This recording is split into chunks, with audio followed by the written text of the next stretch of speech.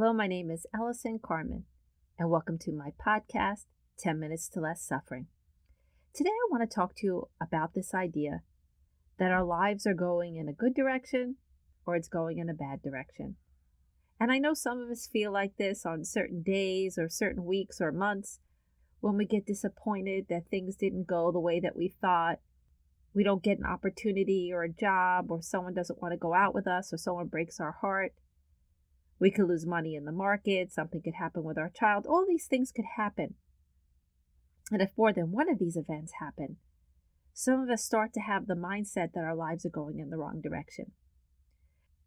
And the problem with this mindset is the minute we start to judge our lives based on one event or two events or three events that's happening in our lives, we start to kind of get into a tailspin.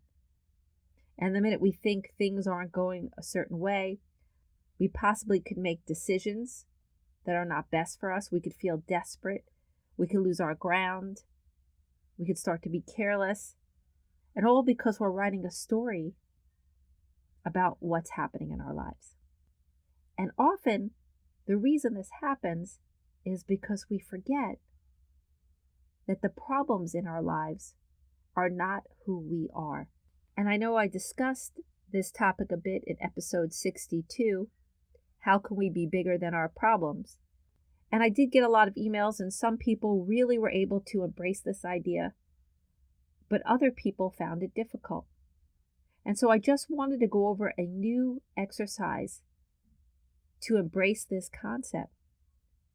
Because when we understand that we are not our problems, then we're not going to look at our life going in a good direction or a bad direction. We're not going to get lost in that piece. And we're not going to feel so worried and so vulnerable. Because when that starts to happen, we kind of lose our focus, we lose our ground, and then we can't really create the life that we want. So this great exercise came to me a few weeks ago when I was sitting with a friend. And she told me when she has a problem, what she does is she actually pretends to physically remove it from herself. And then she visualizes the problem actually outside of herself, and she looks at the problem. And she says doing this reminds her that she is not her problem. And it might sound silly or it might sound overly simplified, but it really works. And I decided to give it a try this week. And of course, the week that I tried it, I had a lot of different problems that came up. But every time something happened, instead of over-identifying with the problem, instead of becoming the problem, instead of looking at the problem and judging myself or judging my life, I immediately, symbolically, pulled the problem outside of myself. And I visualized it. And I did feel separate from the problem. And it was so much easier to take a deep breath, to stay calm, to choose peace, to have a better perspective. Because I didn't merge into my problem and I didn't let my problem create a judgment for my life. And that's where true safety lies, when you can feel the stability within yourself.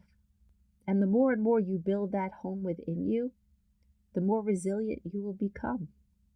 Because when we're not thinking this way, we think something's going to save us. Something outside of us will make our life good, will make our lives better. But if something could make our lives better, then something else could knock us off our feet.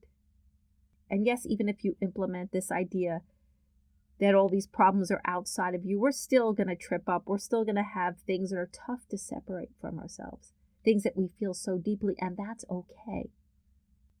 But the more we could see ourselves separate from our problems, the more sturdy we're going to be, and the more likely we're going to make the best decisions for our lives.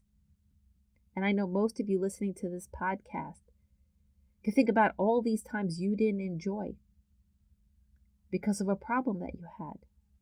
The problem could have overwhelmed you so you couldn't enjoy some time with a friend, or you couldn't go out and still have a good time, or you couldn't apply for that job because you were having a problem with your relationship. It's so hard to make all our lives work perfectly at one time. But when we see these problems are outside of ourselves, then we could always give our best to every situation, the ones we like and the ones we don't like.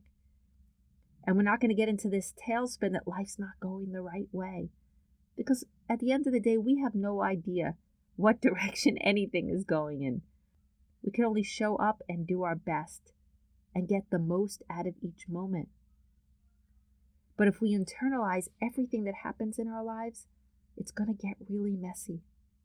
And then we're also going to be overly emotional about everything because everything is just going to merge together. Every problem, every thought, every joy, every relationship. And often we do that. We place our pain in all these different places because we're not even sure where it's coming from. We could be so upset about something at work, and then we could come home, and then we could blame our spouse or blame our girlfriend or our boyfriend because they're not understanding us. But the truth is, we might not be understanding ourselves because we're internalizing things so deeply that we can't separate one situation from the next. Which means if there are 5 good things happening in our lives that we enjoy and 3 that we don't, it's going to be hard to enjoy anything. And what's also interesting is when we could remove these problems and we could look at them separate from ourselves, we could also see them more objectively and come to them differently because they're not so personal. If we're having a problem at work, it's not our value, it's not who we are, and it doesn't have to be our future. We could sit there and take a step back. We have room and space. It's just a problem. It's just an experience. It's just a challenge. But we're intact, and that's the most important thing. So just as a reminder, as an exercise, whatever you're feeling, whatever problem is overwhelming you at the moment, actually visualize pulling that problem outside of you. And as you're sitting there, see your problem. Think about your problem. And start to take some really deep breaths. Feel that freedom and that space to see you are not the thing you are facing. You are not the thing you're experiencing right now. Again, whether it's a problem at work, whether it's heartache, a problem with your child, a difficult relationship, whatever you're facing, actually see it outside of you, visualize it, and sit there.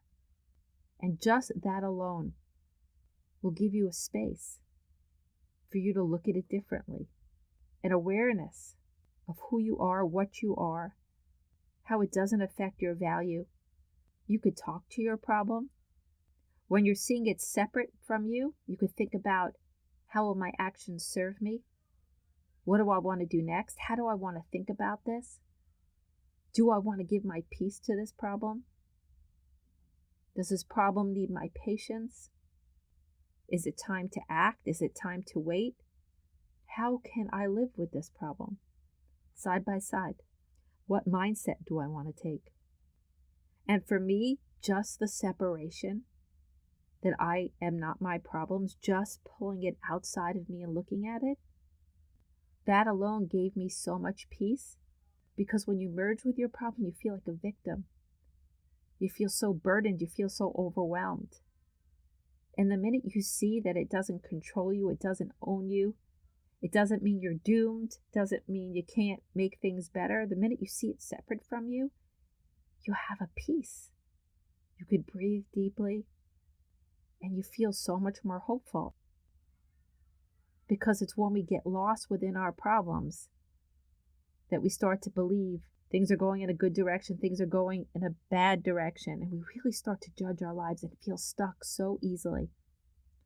But when we see our problems outside of ourselves, we see how things come and go, and how we are the center, and we are the home, and we are valuable, and we are lovable no matter what happens in our lives.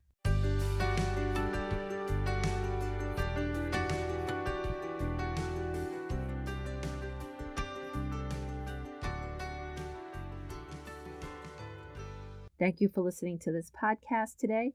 If you'd like to get in touch with me, you could email me at allison@allisoncarmen.com. If you'd like to buy my book, The Gift of Maybe, it's available at all major bookstores and online retailers. And if you like this podcast, you could subscribe and leave a comment.